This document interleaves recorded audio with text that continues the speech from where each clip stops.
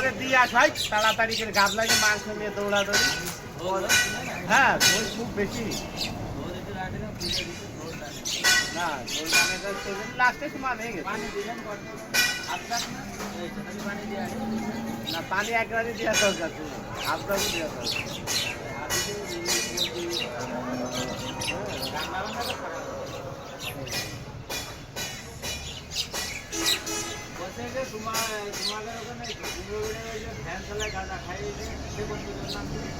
Van চালানোর লোকের ভিতরে অনেক লোক গাঁজা খায়, তুই কার কথা করছিস?